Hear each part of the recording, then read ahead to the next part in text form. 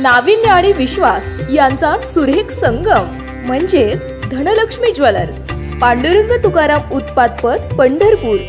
91.6 KDM दागिने, 22 आणि 24 crate सोन्याचे चांदीचे दागिने मिळण्याचे एकमेव ठिकाण.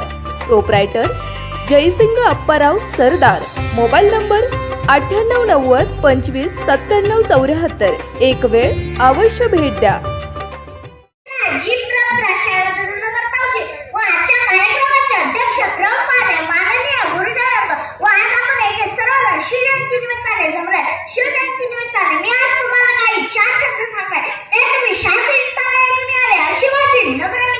शिवाजी महाराजांचा जन्म शिवनेरी किल्ल्यावर झाला.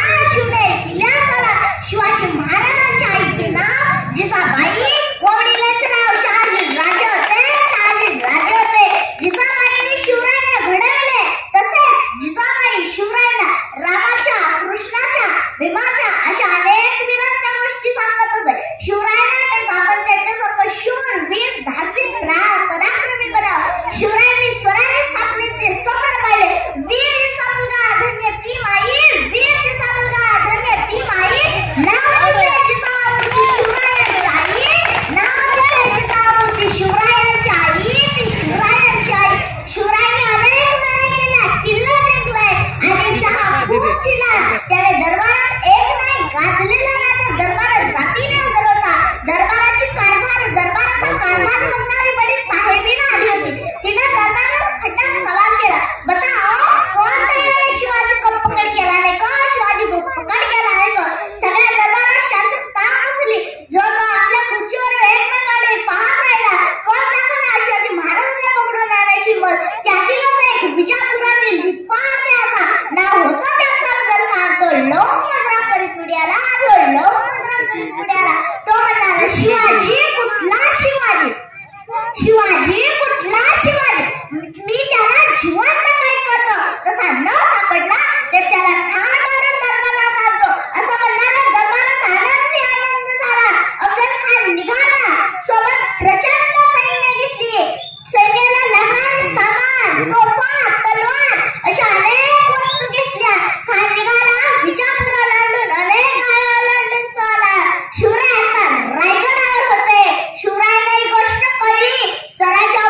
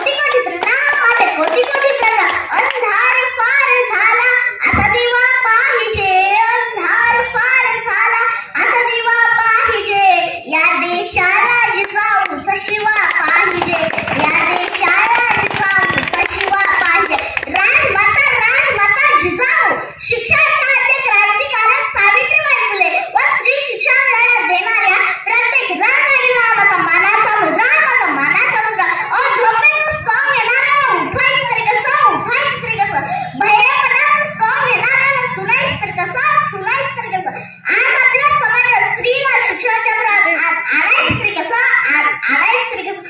आज आपला समाज खूप प्रगती करत आहे ना, या उमलत्या कळीला आधीच तुळणते. सांगा ना याचा हक्क तुम्हाला कोणी दिला, सांगा ना याचा हक्क तुम्हाला कोणी दिला.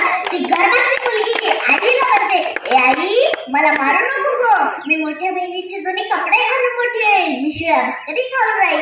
ए आई मला मारू नको, मला हे जग पाहायचंय. तरी आपला समाज मुलगी नको म्हणतो. 9 महिने 9 दिवसांनी झाली मला लय घाई, 9 महिने 9 दिवसांनी झाली मला लय घाई.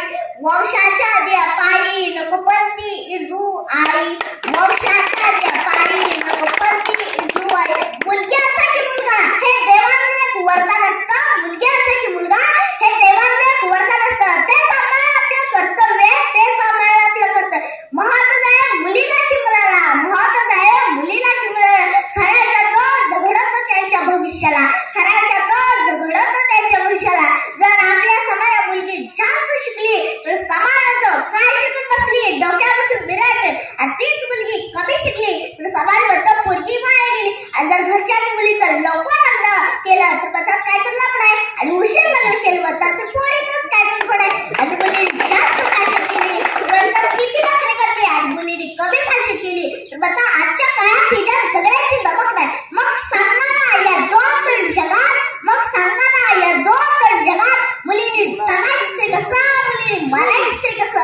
मी सांगते मुलीने सांगायचं तरी फक्त झाशीच्या राणीसारखं, मुलीने मारायचं तरी झाशीच्या राणीसारखं. होऊ द्या 4 मुली मुलगा 5वा, होऊ द्या 4 मुली मुलगा 5वा. त्याला डोक्यापासून नचवा, त्याला डोक्यापासून नचवा. आपण पहिला 4 मुली वाचवा, आपण पहिला 4 मुली वाचवा. बरोबर ते मुलगी वाचवा देश वाचवा. आपण बघतो की आपण बघतो की आज जिकडे तिकडे झाडे तोडून मोठमोठे इमारती उभ्या केल्या. एकीकडे शहरात भरपूर पैसा सुख सुविधा, परंतु शहरात वायू प्रदूषण होऊन अनेक लोक शहरात बसले. मला अभिमान वाटतो की मी एका गावात राहते, झाडांच्या सावलीत राहणं, पक्ष्यांची किलबिल लाट असलेली पाड, प्रसन्न थंडगार. आधी हे वाटावं असं आमचं गाव, आधी हे वाटावं असं आमचं गाव. म्हणून कुठल्या तरी गाण्यात म्हटलंय, म्हणून कुठल्या तरी गाण्यात म्हटलंय, काही सांगू राणी मला गाव सुटला, कसं सांगू राणी मला गाव सुटला, चुलीवरच्या भाकरीची चव वाटना, काही सांगू राणी मला गाव सुटला. जे वृक्षाला आपल्याला कल्पवृक्षाप्रमाणे कामे येतात व कुठल्याही प्रकारचा रुपये न घेता ते आपल्याला लाखोंचा ऑक्सिजन देतात. पण मासे त्यांचे जेव्हा घाव घालतात, घाव घालल्यानुसार त्या झाडातून पाणी बाहेर पडतं. ते पाणी त्या झाडाचे असतं तासभर ऑक्सिजन देऊन जीवन 10 जणांना डॉक्टरांना मात्र आपण देवरच बसतो. पण तासभर ऑक्सिजन देऊन जीवन 10 जणांना डॉक्टरांना मात्र आपण देवरच बसतो. पण आपण जरबत्यापासून बरेपर्यंत जे वृक्ष आपल्या लाखोचा ऑक्सिजन देतात, अशा वृक्षांचे आभार मानण्यास विसरतो, आभार मानण्यास विसरतो.